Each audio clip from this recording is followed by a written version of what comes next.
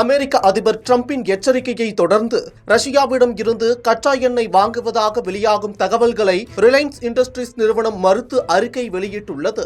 ஜனவரி மாதத்தில் ரஷ்யாவிடம் இருந்து எந்தவொரு கச்சா எண்ணெய் விநியோகத்தையும் எதிர்பார்க்கவில்லை என்றும், கடந்த 3 வாரங்களாக ரஷ்யாவில் இருந்து எந்தவொரு சரக்குகளும் வரவில்லை என்றும் ரிலையன்ஸ் இண்டஸ்ட்ரீஸ் நிறுவனம் தெரிவித்துள்ளது.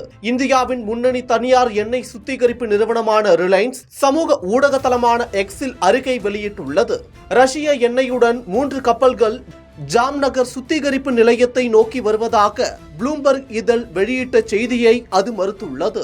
ரஷ்ய கச்சா எண்ணெயை வாங்குவதை மறுத்து ஜனவரி மாதம் ரிலையன்ஸ் இண்டஸ்ட்ரீஸ் வெளியிட்ட அறிக்கையை புறக்கணித்துவிட்டு தவறான செய்தியை வெளியிட்டு எங்களது மதிப்பிற்கு களங்கம் விளைவித்திருப்பது மிகுந்த மனவேதனையை அளிக்கிறது என்று அந்நிறுவனம் தெரிவித்துள்ளது. இந்தியா மீது அமெரிக்கா ஏற்கனவே 50% வரியை விதித்துள்ளது. இதில் 25% வரி ரஷ்யாவிடம் இருந்து கச்சா எண்ணெய் வாங்கியதற்காக கூடுதல் வரியாக அமெரிக்காவால் விதிக்கப்பட்டுள்ளது.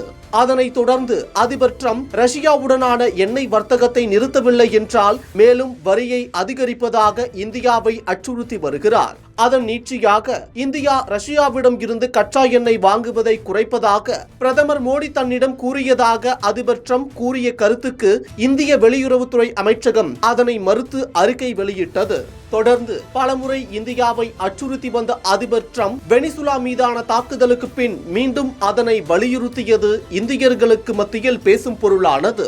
அதாவது அதிபர் டிரம்ப் இந்தியா மீது மேலும் இறக்குமதி வரிகளை அமெரிக்கா விதிக்க கூடும் என்று கடந்த ஞாயிற்றுக்கிழமை எச்சரித்திருந்தார். அதன் தொடர்ச்சியாகவே ரஷ்யாவிடம் இருந்து கச்சா எண்ணெய் வாங்கியதாக வெளியான செய்தியை மறுத்து ரிலையன்ஸ் நிறுவனம் அறிக்கை வெளியிட்டுள்ளது.